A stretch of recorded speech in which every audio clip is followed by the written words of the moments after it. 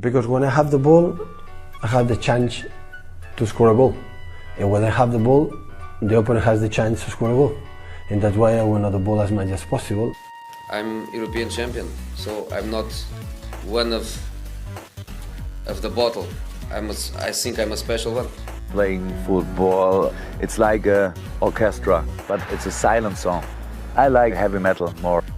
Como faço em todos os clubes onde tenho passado, os jogadores do Benfica para o ano vão jogar o dobro que jogaram o ano passado. Só isso. E o dobro se calhar é pouco. Olá pessoal, bem-vindos a Scout Talks, entrevistas aos principais intervenientes do jogo. Saímos a jogar com qualquer convidado.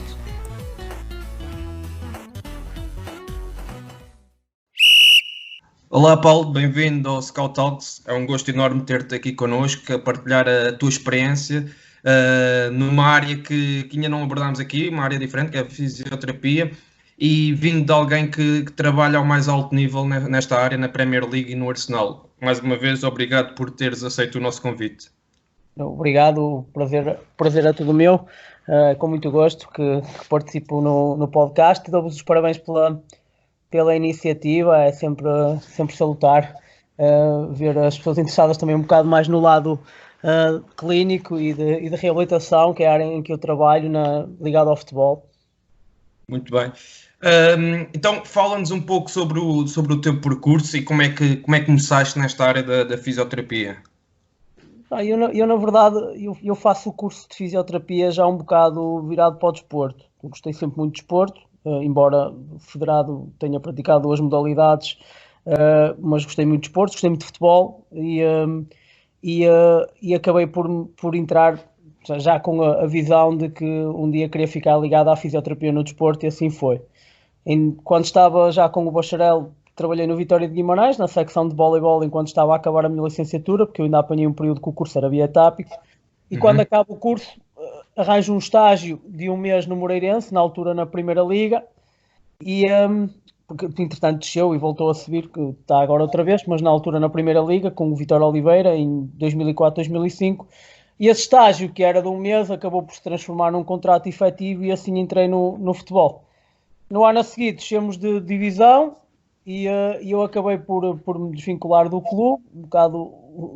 por motivos financeiros da parte da instituição, e montei um negócio próprio em Guimarães. Tive 5 anos ligado a uma clínica de medicina desportiva, e em 2011 aparece a possibilidade de me candidatar para o Liverpool, porque eu estava a trabalhar lá na clínica, mas trabalhava já com muitos futebolistas. Cheguei a estar fora um bocado a fazer algum trabalho particular, na altura com o Alex, quando trabalhava no Wolfsburgo. Agora já se pode dizer isto, porque ele já está retirado, não se vai importar que eu comente. E entretanto, lembro-me bem o Dr. João Pedro Araújo, que trabalhava lá na clínica, já era diretor clínico do Braga, nós trabalhávamos muito juntos. Ligou-me e disse-me: opá, olha, tens aqui o Liverpool anda à procura de um fisioterapeuta latino, uma pessoa aqui que seja, pá, como tu, muito ligada à terapia manual, tu és osteopata também, eles querem alguém que fale bem espanhol, é o teu caso, e querem mesmo alguém assim para substituir. Na altura era para substituir um colega chamado Ortega, que foi para o Chelsea com o Torres. Na altura, quando o Fernando mudou, ele viajou com ele. Epá, eu na altura ri-me um bocado daquilo, disse até ao João Pedro: opá, pois isto tu estás muito otimista. Ele: não, mas tens um currículo em inglês, opá, experimenta, vais ver que se calhar as tuas hipóteses não são tão pequenas como tu achas. E ele tinha razão, efetivamente, candidatei-me, passei por um processo longo de entrevistas, pela agência que estava a fazer recrutamento. Aquilo evoluiu para uma entrevista presencial, primeiro para uma shortlist de 10 pessoas, e eles escolheram o meu nome e outro colega, que eu conheço bem agora. Eu fui à entrevista de manhã, ele foi à tarde. Pronto, inclinaram-se mais para mim, e pronto, e foi assim, e entrei no futebol aqui em Inglaterra, no Liverpool, por essa via. Estive lá 3 anos, até 2014, e na altura o João Pedro assume um projeto no Dubai, e convidou-me. Numa primeira fase eu não pude ir, foi o Ruben, mas no final da época acabei mesmo por me juntar a eles, e ficámos lá 3 anos nos Emirados, 1 no Dubai, 2 anos em Abu Dhabi, e a meio da quarta época eu recebo um convite para voltar, para me candidatar outra vez aqui a um emprego no Arsenal, através do Darren Burgess, que tinha trabalhado comigo no Liverpool e veio aqui para tentar mudar um bocado a dinâmica da parte da preparação física e das rotinas do departamento médico. Portanto, ele supervisionava ambas as áreas e acabou por convidar-me para me candidatar ao emprego. Passei por um processo de candidatura outra vez, mas acabei por ficar e estou aqui já há 2 anos. Faz precisamente agora em fevereiro, no dia 12, quando comecei a trabalhar, 2 anos. Muito bem. E explica-nos um pouco qual é que é a sensação que tu tens em termos de se existem diferenças a nível de reabilitação de um jogador nas modalidades onde tu estiveste inserido e para um jogador de futebol. Existe. Eu trabalhei no voleibol 1 ano e depois na clínica tinha a oportunidade de trabalhar. Trabalhava, 70% dos meus pacientes eram de facto futebolistas, informais, semiprofissionais ou profissionais, e o resto da população desportista que lá tinha eram de outros desportos. E de facto, primeiro a natureza das lesões normalmente tende a variar muito entre alguns desportos. Não é? O handbolista não tem o mesmo tipo de lesões que tem o futebolista e o voleibolista também não. E faz parte da especialidade de um fisioterapeuta, quantos mais anos vai trabalhando numa modalidade, estar cada vez mais confortável e rotinado com alguns tipos de patologias. Por exemplo, nós no futebol profissional vemos alguns ombros. Um colega que trabalha no handball vê muitos ombros. E aqui eu vejo muito pouco. No futebol profissional nós temos mais rotinas de cruzados anteriores e num colega que trabalha no handball acho que a incidência é relativamente menor. E no voleibol é muito reduzida, portanto acaba por haver alguma especialização em função do desporto em que eles trabalham e depois isso traduz-se um bocado na reabilitação, porque depois, sobretudo na parte funcional, naquilo que é o return to play, portanto o regresso ao treino e o regresso à competição, também a própria reabilitação de campo em contexto desportivo, feita de forma progressiva gradual, tem que ter em conta os gestos desportivos e a natureza dos esforços que cada modalidade faz. Não faria muito sentido eu estar a pôr, por exemplo, um handbolista a fazer sprints de 100 metros ou corridas de alta intensidade de 100 metros, se de facto ele tem um campo de handball muito mais curto e normalmente tem um trabalho mais de shuttle para a frente e para trás dentro daquele percurso. Percebe? Isto é só um exemplo. Enquanto o handbolista não, tem essas distâncias mais longas para percorrer. Por exemplo, um lateral tem essas distâncias mais longas para percorrer. Sem dúvida. E em relação àquilo que tu encontraste na realidade no Médio Oriente com aquilo que hoje em dia existe no futebol inglês, quais é que são as principais diferenças que tu nos podes contar? O Médio Oriente foi uma experiência fabulosa, porque antes de passar à realidade, pela oportunidade que eu tive de trabalhar com 2 amigos, não é? Com o Dr. João Pedro e com o Ruben, portanto formámos ali uma equipa, e depois foi um desafio pessoal e profissional muito bom, que o facto de nós termos os 3 ajudou-nos a superar algumas coisas, porque de facto é um meio caricato para se trabalhar, porque pronto, o futebol é um desporto muito dado a mitos, não é? E naquele ambiente em particular eles assumem muita preponderância, crenças e pronto, um bocado de falta de informação também que ainda existe. Sim. E muitas vezes tentar explicar às pessoas o processo de reabilitação. Ainda hoje estava a falar disso com um médico amigo meu que trabalhou na Arábia Saudita, e não é fácil muitas vezes chegar a um entendimento, enquanto que aqui em Inglaterra, no que diz respeito às lesões, à reabilitação, é fácil comunicar, e no Médio Oriente muitas vezes, pelas diferenças culturais, pelas crenças que as pessoas carregam, pela forma pouco informada que encontramos nas pessoas que estão nos diversos clubes, é muitas vezes complicado explicar que um processo tem que demorar X, Y ou Z e tem que passar por determinadas etapas por causa das consequências que poderão advir ou o risco maior de haver uma recorrência de lesão. Isso nem sempre é muito aceito, o que faz com que seja engraçado viver a experiência de ter que ter esse jogo de cintura, de acomodar, de negociar, de alterar as formas de se comunicar com as pessoas. Por exemplo, o Dr. João Pedro, que era quem mais dava a cara pelo departamento, era um desafio enorme, não é? E muitas vezes eram situações caricatas. Muito bem. Agora, focando aqui mais a discussão no futebol inglês e naquilo que tu vives diariamente, uma questão muito simples é se acreditas que o calendário aqui no futebol inglês, um calendário muito competitivo, onde as equipas jogam de 3 em 3 dias, é mais propício a que existam mais lesões? Se existe algum estudo que indique isto em comparação com outras ligas, com outros principais campeonatos europeus? Ah, eu ia dizer mesmo isso. Não é uma questão de crença, porque na verdade a ciência já se foi encarregando de mostrar isso. Portanto, os atletas, normalmente a lesão em treino e em competição acontece com diferente frequência, sendo que a maior parte das lesões acontecem em competição. E, portanto, o risco maior que os atletas têm de se lesionar, ou melhor, o risco aumenta com a exposição à competição. Ora, logicamente, quando temos um calendário super congestionado aqui, que nunca tem pausas ou períodos, sobretudo naquela altura do Natal, em que começamos a subir desde outubro com jogos uns atrás dos outros, sobretudo as equipas que se vão mantendo nas taças e na Taça da Liga, na Taça de Inglaterra, nas competições europeias. Portanto, isso tudo junto faz com que, de facto, tenhamos muitas semanas que estamos a competir 3 vezes por semana com muita regularidade. E isso, claro, que aumenta o risco de lesão por parte dos atletas, não é? E pronto, as coisas, penso eu, que estão orientadas também por causa de uma vertente mais comercial, e tem havido aqui algum burburinho, algum barulho de fundo para se repensar um bocado a forma como o calendário está organizado, porque depois acaba por custar muito em termos de lesões às equipas, e isso acaba por depois criar problemas a nível competitivo e desportivo também. Claro, sem dúvida. Em relação ao Arsenal, a equipa começou a época com muitas lesões. Como é que se explica esta situação? Se foi casos pontuais ou se já vinham muitas delas também já vinham da época anterior? Como é que é o teu dia a dia de tentar reabilitar o máximo de jogadores possíveis para um clube que neste caso que existe a pressão de conquistar títulos e de estar sempre na luta, e inicia a época com muitas ausências a nível de lesões? Olha que este ano, por acaso, não acho que essa informação esteja muito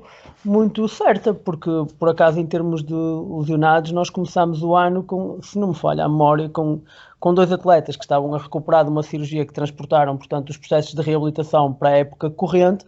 mas depois fomos mantendo uma taxa de disponibilidade para treinar e para competir dos atletas relativamente alta. Portanto, pronto, se calhar não lápis meu, mas tenho bem presente que não tivemos propriamente um flagelo neste ano em termos de número de lesionados no início da época. Respondendo à segunda parte da pergunta, que era acerca da forma de prevenir e de acomodar esse tipo de situações, certo? Exatamente. Portanto, normalmente, como departamento médico, nós aqui no Arsenal estamos inseridos também num departamento que chamamos de performance, em que tentamos fazer um trabalho conjunto entre aquilo que são as ciências do desporto, os profissionais das ciências do desporto e os profissionais da área médica, digamos assim, que é o médico e os fisioterapeutas. E, portanto, atendemos a programas gerais de reabilitação que assentam no controle de cargas, numa alguma homogeneidade dos esforços que os atletas fazem, sensibilizando o treinador para os picos ou os aumentos abruptos podem acontecer nesse tipo de cargas, em que a tecnologia de monitorização via GPS facilita imenso esse tipo de trabalho, e depois atendemos ao historial clínico e às necessidades individuais de cada atleta para trabalhar essas coisas do ponto de vista diário. Quer dizer, todos os atletas têm um programa geral em ginásio de preparação para o treino e pós-treino, e depois, em função do historial clínico de cada um ou das necessidades individuais de cada um, há um acréscimo feito, que é feito com a colaboração do fisioterapeuta, vou falar de mim em particular, para atender a essas necessidades, assim como muitas vezes no plano geral do atleta pode haver a necessidade de modificar um ou outro componente em função, por exemplo, de uma lesão degenerativa no joelho que ele possa apresentar, ou no tornozelo, ou de um historial mais pesado em termos de lesões musculares, ou em função da idade e do tempo que o atleta demora mais a recuperar em função dos outros. E depois, com isto tudo, entram as estratégias de monitorização do bem-estar do atleta, dos sinais que ele vai dando no dia-a-dia, em como se sente, se está mais cansado, se recuperou bem, se dormiu, se tem alguma fadiga muscular, alguma zona em particular, que nós, no departamento médico, vamos monitorizando de forma mais perto e aos quais adicionamos alguns testes semanais que vamos fazendo em função de algumas áreas mais críticas e mais típicas das lesões de futebol, como os adutores, os isquiotibiais, por exemplo.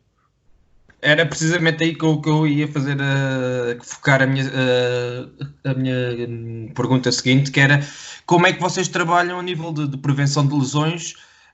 especialmente em jogadores mais propícios a contraírem lesões, em termos específicos, como é que o fazem? Bem,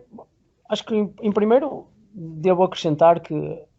90% da prevenção da lesão assenta em 2 parâmetros que não estão necessariamente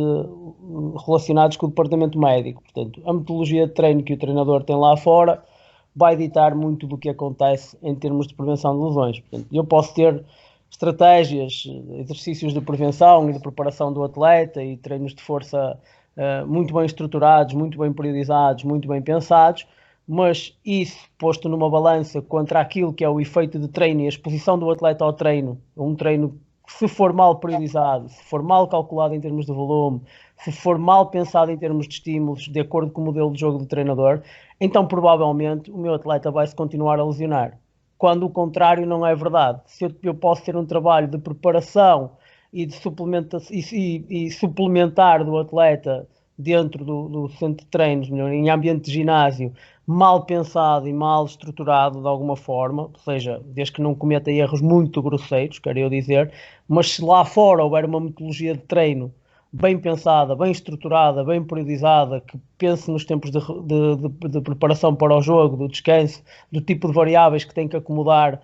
no exterior em função daquilo que o treinador quer dos seus atletas, então provavelmente eu vou ter mais probabilidade de ter menos lesões na minha equipa. E o segundo fator muito, muito importante é de facto o historial médico que cada atleta já apresenta. Porque muitas vezes, se eu tiver um atleta que tem mais alguma propensão a ter lesões musculares, se esse atleta estiver indisponível, não é só ele, não é só a ausência dele que vai pesar à equipa, vai pesar provavelmente o facto de aqueles que competem pela posição dele vão ter que jogar mais vezes. E vamos voltar ao início desta conversa, vão ter que jogar mais vezes, vão estar expostos a maiores períodos de competição, muitas vezes com pouco tempo de repouso entre jogos e, portanto, o risco desses atletas acaba por aumentar também. E é por isso que muitas vezes a gente vê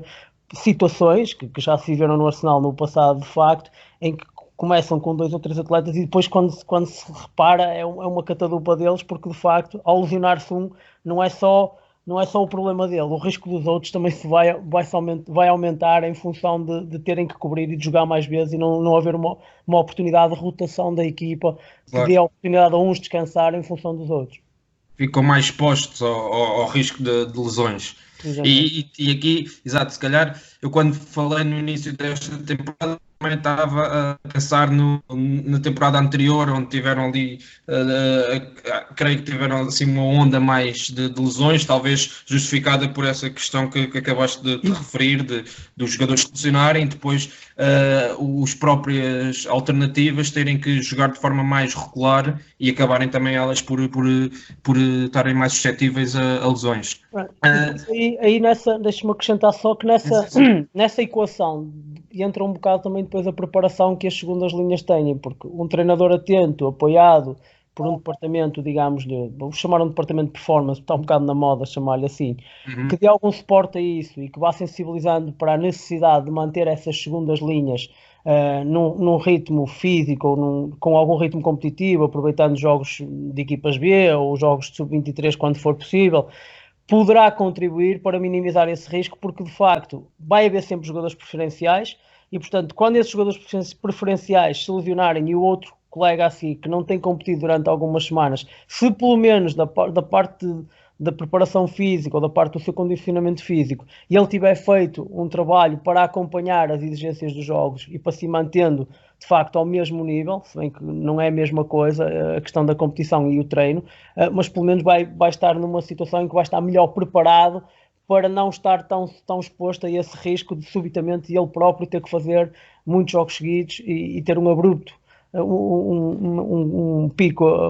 exagerado na sua carga de jogo.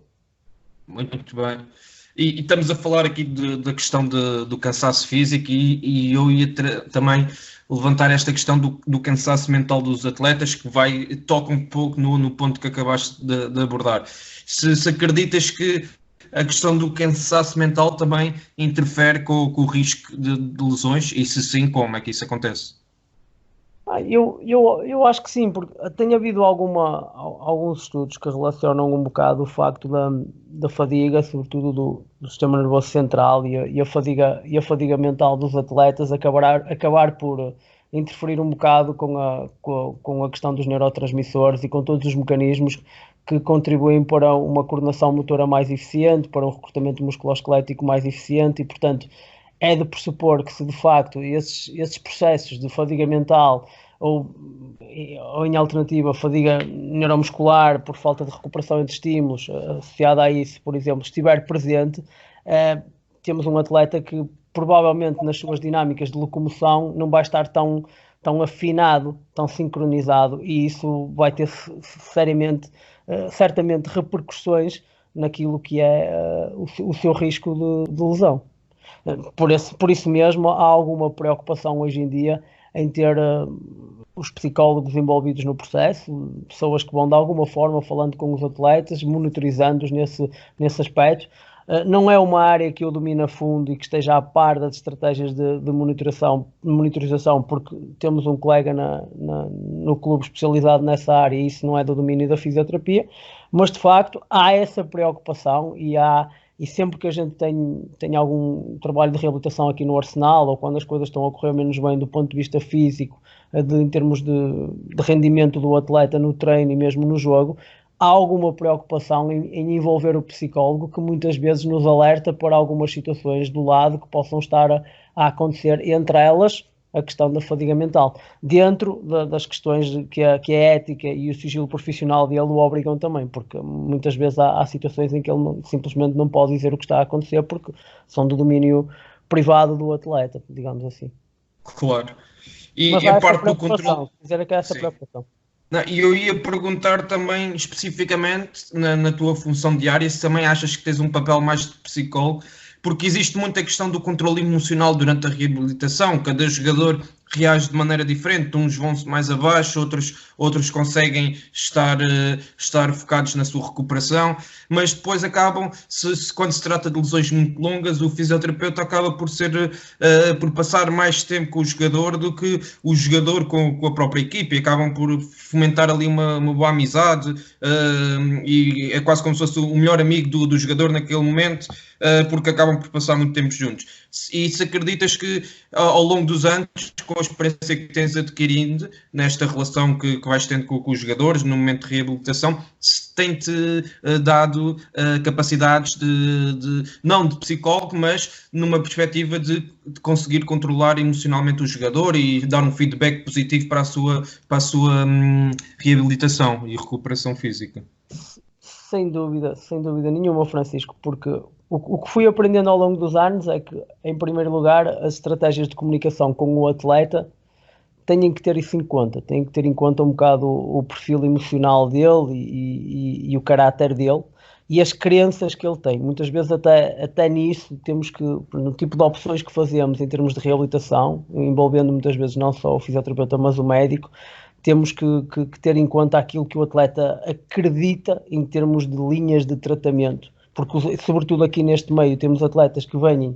de diferentes backgrounds, que vêm de diferentes países, que têm as suas pessoas de confiança ao longo dos anos e que vêm habituados a determinadas coisas, e muitas vezes fugir a essa linha radicalmente pode gerar alguns desapontamentos da parte dele, e as expectativas em relação ao desfecho final da reabilitação mudam drasticamente. Portanto, isso é a primeira coisa, acomodar logo isso. E depois, claro, manter o atleta emocionalmente equilibrado, e não poucas vezes, aqui no Arsenal, não poucas vezes, e eu próprio falei com o psicólogo nesse sentido, de tentar perceber aquele atleta em particular, sobretudo quando são atletas mais ansiosos ou com mais dúvidas, para tentar, muitas vezes, estudar a melhor forma de os abordar, mais do que só eu tentar fazer aquela comunicação com eles, precisamente para os manter positivos e para lhes mostrar que, quer dizer, por muito mal que seja o período que eles estão a viver, não é? Por exemplo, um atleta que lesiona um cruzado anterior, a meio da época, quer dizer, uma catástrofe, a época acabou, numa grande maioria dos casos a época acabou, e portanto é difícil para ele olhar para aquele cenário naquele momento, para aquele joelho, e ter uma atitude positiva, não é? Mas o que lhe devemos tentar mostrar logo aí, e é a nossa preocupação, é que há um final de caminho para isto. Portanto, é uma etapa que está a começar, e isto são períodos em que no final tudo passará, e que ele, pronto, de alguma forma não resta outra opção senão manter-se positivo, empenhado na reabilitação, porque já com tantos exemplos cá lá fora as coisas acabam por dar a volta, e acaba-se por se voltar a fazer o que se gosta. E pronto, e durante esse caminho também é um dos lados interessantes da minha profissão, é ter esse convívio, assistir muitas vezes às mudanças de humor e de comportamento do atleta e da atitude perante a lesão, que no fundo é, como disse o Francisco, é a nossa parte um bocado, não é ser psicólogos no sentido profissional da palavra, mas atuar um bocado na ajuda ao controle emocional do atleta, e a manter o empenho dele, e uma atitude positiva durante o processo de reabilitação, sem dúvida nenhuma. Claro, e depois ver a vossa vitória, que é ver o atleta recuperado e a triunfar dentro do campo. Sim, normalmente é o melhor período, é quando de facto há vários, quando são processos longos, há vários períodos, não é? Por exemplo, num cruzado, quando o atleta, por exemplo, começa a caminhar sozinho, sem as muletas, quando as usa, é uma pequena vitória aí. E depois quando ele começa a correr no campo, a fazer os primeiros exercícios, é outra vitória, e depois finalmente quando há o retorno ao treino com a equipa, é outra vitória, e quando há a exposição à competição pela primeira vez, de facto é um momento de satisfação, e quase sempre o atleta tem uma palavra connosco, tanto Claro. comigo como com os meus colegas, e pronto, é uma parte gratificante da profissão, de facto. Quantos, a título de curiosidade, quantos fisioterapeutas é que um clube como o Arsenal na Premier League tem? De momento somos 5. Bem. A minha pergunta agora a seguinte era no sentido de perceber como é que o clube faz como é que a equipa técnica, neste caso, faz o transfer de uma competição para a outra, ou seja, em termos de preparação física e de prevenção de lesões, como é que a equipa técnica normalmente trabalha de forma a reduzir os riscos de lesões, que foi aquilo que já tínhamos falado também num calendário muito apertado e competitivo aqui no UK. Como é que as equipas técnicas têm isso em consideração de forma a não darem cargas muito elevadas nos treinos e não exporem os atletas ainda a um risco maior de lesões? Bem, isso vai depender de cada equipa técnica, não é? Porque há equipas técnicas que valorizam todo o lado da parte física e tendem a procurar um bocadinho de aconselhamento ou de ajuda com as pessoas que fazem essa estratégia de monitorização, e perceber dentro daquele trabalho que eles têm planeado, que é o core, não é, do trabalho, e Claro. o departamento de performance nunca pode tentar que a equipa técnica funcione em função de si, mas ao contrário, dar suporte àquilo que o treinador já quer fazer, que o treinador acredita, e aquilo que é a estratégia do treinador, porque no final quem vai responder pelos resultados desportivos é o treinador. Pronto, mas dentro disto, de facto, a gente alerta, e aqui o departamento de performance tem a missão de alertar o treinador que alguns atletas podem faltar determinados tipos de estímulos que não foram atingidos no treino, que faz falta dar um estímulo em velocidade quando o treino, por exemplo, é um treino de posse de bola só em espaços curtos, e os atletas não têm a oportunidade de acelerar o suficiente para atingir as velocidades mais altas, e do ponto de vista de prevenção de lesão, e esse estímulo, pelo menos a meio da semana, faz-lhes falta. E, portanto, nesta equipa técnica, como na anterior, temos a felicidade de facto serem equipas técnicas que ouvem e que aceitam de bom grado essas sugestões, e que não se importam muitas vezes ou de fazer um ajuste pequeno nos exercícios que têm planeados para ir de encontro a isso, ou então de deixar simplesmente o preparador físico e a equipa de performance à parte, depois adicionar um estímulo adicional. Assim como ao contrário também acontece, quando, por exemplo, há necessidade de ter um jogador mais tempo, com mais um dia de recuperação em função daquilo que nos deu nos questionários de bem-estar e nos testes que lhes fazemos dentro do ginásio. Portanto, temos essa oportunidade. E depois, de facto, sensibilizar o treinador, sobretudo em períodos congestionados, sempre que possível, e claro que isto não se pode sobrepor ao interesse desportivo, tentar rodar um bocado a equipa, não é? Embora muitas vezes, se a gente tiver períodos cruciais em termos desportivos,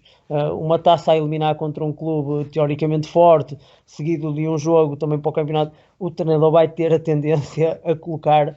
aqueles que são os jogadores mais fortes e a rodar menos, mas isso, pronto, isso faz parte da natureza do trabalho, porque de facto no final o que se pretende é obter vitórias, não é? Claro.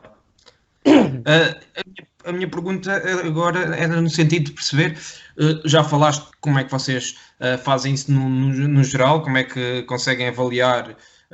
se um jogador precisa de mais estímulos ou não, mas como é que vocês medem o cansaço e o desgaste dos atletas, não só nos jogos, mas também nos treinos? Como é que vocês fazem isso em termos concretos? Normalmente, nós em termos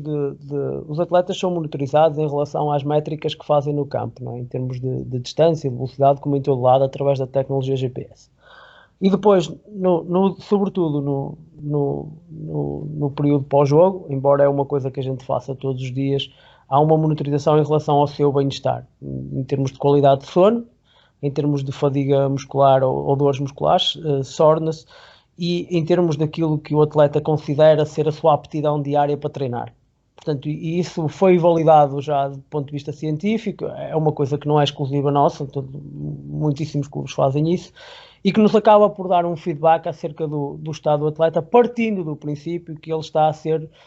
digamos, honesto, porque em alguns ambientes pode haver um bocado a tendência dos atletas responderem sempre de forma muito positiva quando têm receio que isso afete a seleção pós-jogo. Portanto, que o treinador tenha conhecimento que eles até estão mais cansados e tal, e tenham tendência a rodá-los ou simplesmente. Mas partindo do princípio que os atletas são verdadeiros nas respostas que dão, fazemos essa análise do bem-estar do atleta numa base diária. E depois também estamos atentos ao tipo de variação que ele tem e entre jogos, entre estímulos. Portanto, de um jogo para o outro, sob um grande pico de carga, se aumentaram algumas métricas importantes, como por exemplo as distâncias de sprint, em que é expectável que ele apresente determinadas queixas ou mais cansaço, sobretudo quando tem aumentos abruptos nessas métricas. E outra coisa que fazemos, isto normalmente no segundo dia pós-jogo, e algumas vezes é transferido para o terceiro, é fazer uma pequena monitorização funcional dentro do ginásio para perceber se o atleta, do ponto de vista neuromuscular e do ponto de vista da fadiga de alguns grupos musculares específicos, já está dentro daquilo que são os valores normais dele. Quando temos um decréscimo disso, que está também associado a uma diminuição dos resultados de bem-estar do atleta, e às vezes com uma queixa em particular em algum ponto, normalmente isto funciona como um sinal de alerta para que o atleta seja visto de forma mais particular, testado naquela área em particular, e não raras vezes o treino poder ser um bocado modificado para minimizar o tipo de esforços que o possa predispor a uma maior lesão naquela área em concreto, ou a expor-se a mais fadiga quando ele ainda se encontra numa fase de recuperação, digamos. Muito interessante. E em relação ao contexto de jogo, vocês fazem essa monitorização em tempo real, através da tecnologia de GPS, e há feedback da vossa parte para a equipa técnica, neste caso para o treinador, para o Mikel Arteta, diretamente para o banco, se vocês estão em contacto direto com a equipa técnica durante os jogos, a reportar esse tipo de situações? Sim, isso foi um bocado instituído pelo Darren Burgess quando ele chegou, e ele pede-nos para pediu ao nosso data scientist, desculpem estar a usar tantos nomes em inglês, mas às vezes foge-me o nome, e ele pediu-lhe para desenvolver um sistema em que tivesse acesso às métricas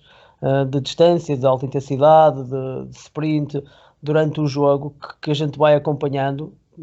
a partir do banco, na parte de trás, e em que conseguimos ver se dentro da média que o atleta apresenta nos X jogos anteriores, se ele naquele jogo em particular, para aquele período de tempo, por exemplo, os primeiros 15 minutos, os primeiros 30 minutos, os primeiros 45, se ele está acima ou abaixo daquilo que ele tem feito. E realmente quando realmente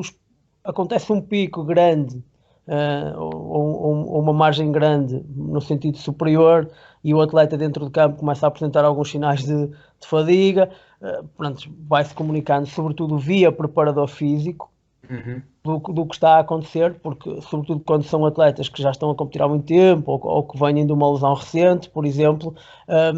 para tentar minimizar um bocado a situação. Só que isto vai estar dependente do contexto do jogo, porque, mais uma vez reafirmo, a prioridade é ganhar o jogo, não é prevenir lesões. Eu sei que pronto, se não prevenirmos lesões, depois não temos atletas disponíveis e depois vamos perder mais jogos à frente, certo? Mas o futebol é um desporto muito emocional e portanto, naquela hora, naquele momento, tem que se tentar fazer o possível pelos 3 pontos. Há essa informação adicional que é prestada, está disponível, mas em termos de decisão, a decisão é feita muito mais em função do contexto do jogo pelo treinador, porque naquele momento ele é o cérebro e ele é o comandante e, portanto, cai tudo sobre os ombros dele, não é? E normalmente são situações em que eles estão com um nível de pressão que nós nunca vamos experimentar. Muito bem, exatamente. A minha pergunta agora era perceber se, na tua opinião, tu achas que um fisioterapeuta tem que ter conhecimento sobre o modelo de jogo e se achas que como é que isto acontece e se isto vai influenciar a reabilitação de um jogador, a percepção que tu tens do modelo de jogo da equipa e da ideia de jogo da equipa técnica, se acaba por influenciar a forma como tratas um atleta para estar apto depois a jogar. Eu diria que sim, que eu não diria que é fundamental para um fisioterapeuta fazer um bom trabalho, mas diria que pode ajudar, de facto, quando nós temos um conhecimento mínimo de futebol, eu não sou nenhum especialista, e percebemos, de facto, um bocado o modelo do jogo do treinador, porque esse modelo de jogo vai exigir mais ou menos dos atletas em determinadas posições. E, portanto, apesar de nós termos os dados de GPS que nos dão o perfil físico do jogador, independentemente do modelo de jogo do treinador, portanto, eu posso ler aquilo quase de uma forma cega, não é? Sem olhar para aquilo que o treinador faz, e durante a reabilitação tenho esses dados físicos e podemos desmontar isso em percentagens, fazer uma reabilitação gradual e chegar ao perfil do atleta para aqueles dados. Quando a gente entende a natureza do jogo e o tipo de esforços que o atleta tem que fazer e a intensidade com que os faz, podemos, na reabilitação, tornar as coisas um bocado mais otimizadas e desenvolver alguns tipos de exercícios que vão um bocadinho mais de encontro àquilo que o atleta tem efetivamente que fazer no campo. E olha, a título de curiosidade, ainda recentemente o treinador assistiu, eu aqui no Arsenal não tenho a função de trabalhar no campo com os atletas, no Médio Oriente com o Dr. João Pedro e Ruben tinha, aqui estou mais numa posição de supervisão, mas estava a participar numa sessão e a dar uma ajuda a uns colegas e o treinador envolveu-se na sessão de reabilitação e pediu especificamente se não alterasse aquilo que nós queríamos do ponto de vista físico, se o exercício podia ser feito de determinada maneira e encorajou-nos um bocado a mudar algumas coisas, porque assim, na opinião dele, e eu acho que bem, facilitava já um bocado a transferência para quando, passado 5 ou 6 dias, o atleta de facto tivesse que ser incorporado naquilo que o treinador queria para fazer no campo. Portanto, apesar de nós, se me der um atleta com o perfil de GPS, conseguimos fazer uma reabilitação e pô-lo no mesmo nível físico, se tivermos um bocado de conhecimento daquilo que o atleta pede ao atleta naquela posição e perceber um bocadinho como é que nós jogamos, só pode ajudar a otimizar um bocado a reabilitação e a desenvolver exercícios na fase de return to train, mais na fase de regresso ao treino, desculpa lá o inglês outra vez, mais otimizados para o atleta e para o momento e para o treinador, para aquele treinador em particular. Sem dúvida. E em relação ao período de off-season, quando os jogadores estão de férias, neste caso, quando não há competição, vocês fazem algum controle dos atletas ou como é que isso acontece? Controlo, sim, de alguma forma sim, porque pronto, nós primeiro temos a parte nutricional, não é? E o colega da nutrição normalmente estabelece metas aos atletas em termos de excessos. Portanto, ao voltar de férias, os atletas têm ali é impossível pedir a um atleta que volte de umas férias em que é suposto relaxar e ter algum período para si mesmo, para não desfrutar um bocado do seu período de férias. E justamente porque isso também faz parte, até porque mentalmente toda a gente precisa de realmente desligar-se um bocado e ter o seu direito ao descanso. Mas dentro disso, os atletas têm que se lembrar e equacionar que são atletas de alta competição e passado 4, 5 semanas, no limite 6, vão estar de volta ao mesmo ambiente e quanto mais destreinados e quanto mais massa gorda trouxerem e quanto mais estiverem fora daquilo que são as suas medidas antropométricas ideais, mais difícil será o reinício e mais difícil será chegar àquilo à forma que eles desejam estar e que a equipa deseja que eles estejam. Portanto, logo por aí, há uma indicação do nutricionista em termos de margem do que eles podem ou não fazer. E depois, é sempre aconselhado um período de descarga total, em termos físicos. Portanto, há ali um período de 2 ou 3 semanas em que os atletas são mesmo aconselhados a não jogar futebol, a descansar. Se quiserem fazer algum desporto, optarem por coisas paralelas, que estressem as articulações e os grupos musculares de forma diferente daquela em que já o fazem a jogar à bola, em que estão sujeitos a isso durante 11 meses no ano. E depois, numa segunda fase, das férias, eles são encorajados a X vezes por semana fazer algum trabalho de corrida intermitente e algum trabalho de ginásio, para quando chegarem trazerem já alguma coisa acomodada no seu sistema musculoesquelético, e depois quando se dá seguimento a isso aqui logo na primeira semana, não lhes custar tanto e não interferir também tanto nos processos de recuperação, por assim dizer. E basicamente é esse controle que fazemos. Quando são atletas que têm lesões, acontecem duas coisas. Se eles acabarem a época lesionados, provavelmente entram no período de férias em reabilitação, e as férias deles têm que acomodar a reabilitação. No ano passado fui de férias com um atleta, estava a recuperar de um cruzado anterior, portanto ele foi de férias para onde quis, e o fisioterapeuta normalmente nestas alturas vai de férias também com ele, e continuamos o programa, desde que hajam condições para trabalhar, continua-se a dar seguimento ao programa de reabilitação e tenta-se fazer ali uma coisa mista. Quando são atletas que não estão em reabilitação, mas têm algumas coisas de caráter crónico e que merecem alguma atenção, são encorajados a manter alguns planos de prevenção, algum trabalho mínimo para essas condições, pelo menos. Muito bem. Já falaste aqui da questão da abertura que existe da equipa técnica, em vocês darem os vossos inputs, mas a minha pergunta agora era mais no sentido no período de transferências. Se existe algum papel por parte dos fisioterapeutas mais específico, não só na questão dos exames médicos que possam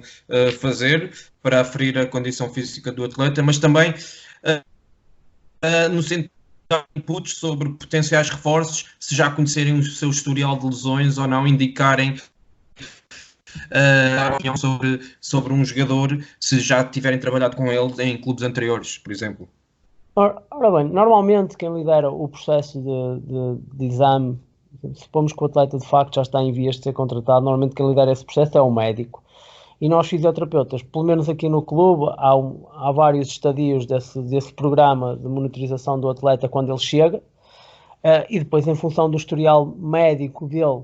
e dos testes que lhe fazemos, um teste musculoesquelético, um teste funcional em ginásio, o data scientist vai olhar para o perfil dele, se o tiver disponível em termos de carga de jogo, de treino, se tiver os relatórios anteriores para os níveis habituais, e confrontar com aquilo que vai ser exigido a esse atleta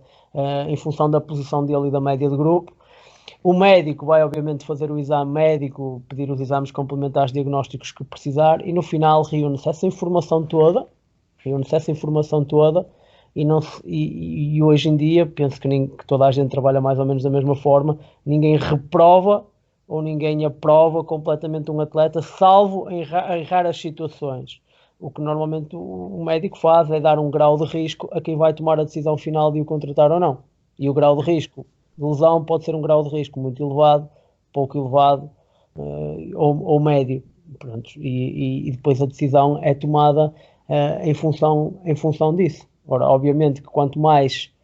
idade o atleta tiver, menos tempo competitivo trouxer das 2 épocas anteriores, mais historial clínico tiver, portanto o grau de risco vai subindo, não é? Se a juntar a isso, quando ele chegar a apresentar assimetrias fortes que possam estar relacionadas com assimetrias ou déficits significativos que possam estar relacionados com alguma lesão que ele já teve recentemente ou que já teve no passado, obviamente que isso são tudo pontos negativos a adicionar à avaliação. Como pode funcionar ao contrário, ser um atleta que até teoricamente tem um historial clínico significativo, mas esteve a competir durante os últimos 2 anos sem nenhum problema, nos testes ortopédicos e de monitorização funcional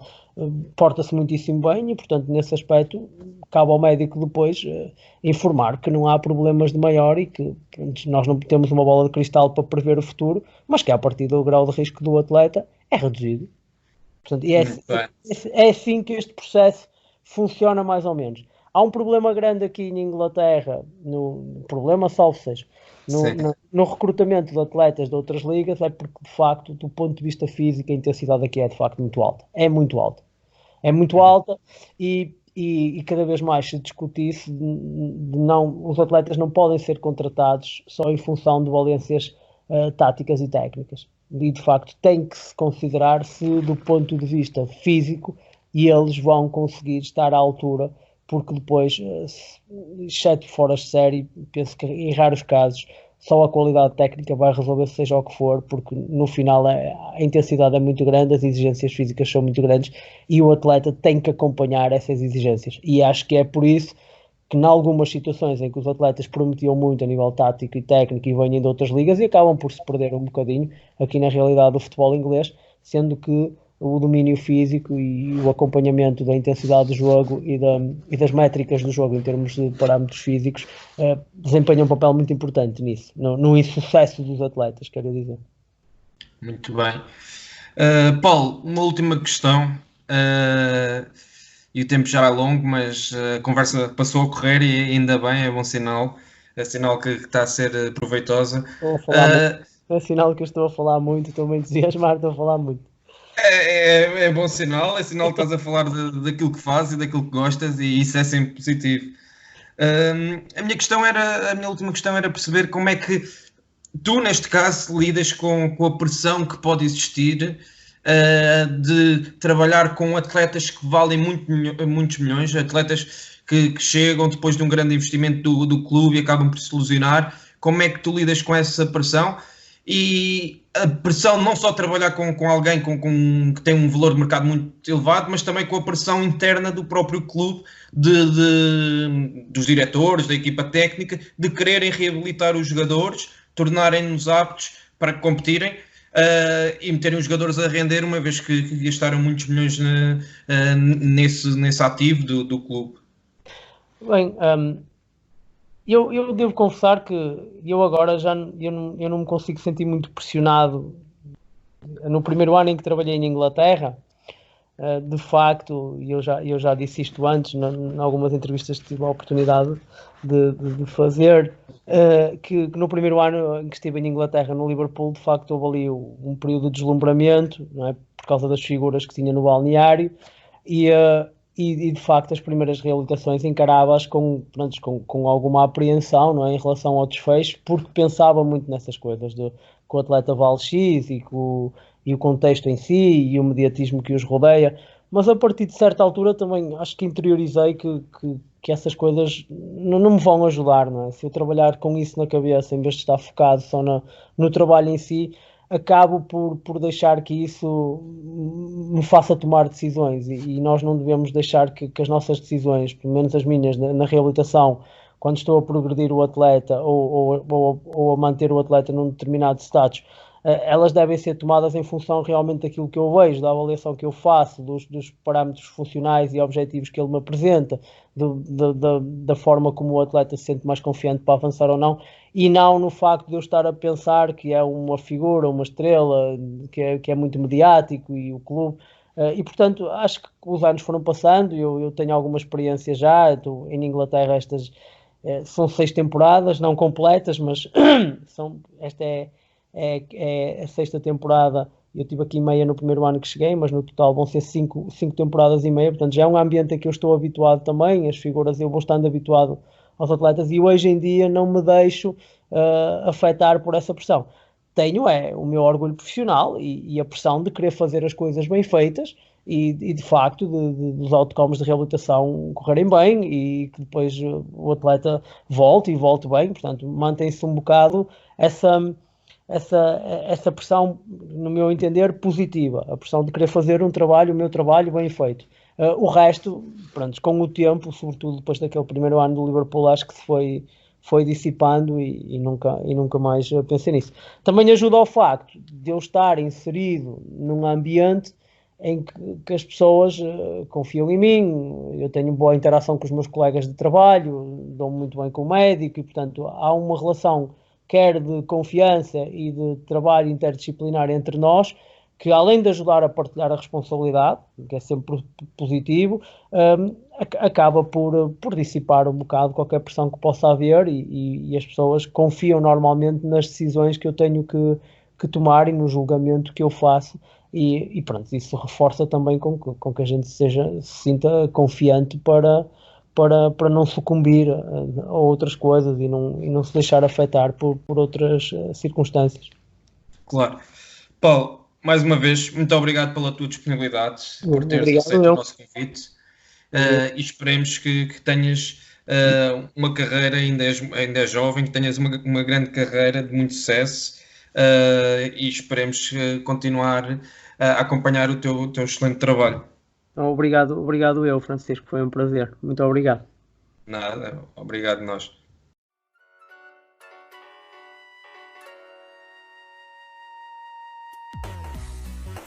Obrigado por nos terem seguido em mais um episódio. Sigam o ProScout nas redes sociais em Facebook, Twitter, Instagram, YouTube e principalmente no nosso site em www.proscout.pt. Até à próxima!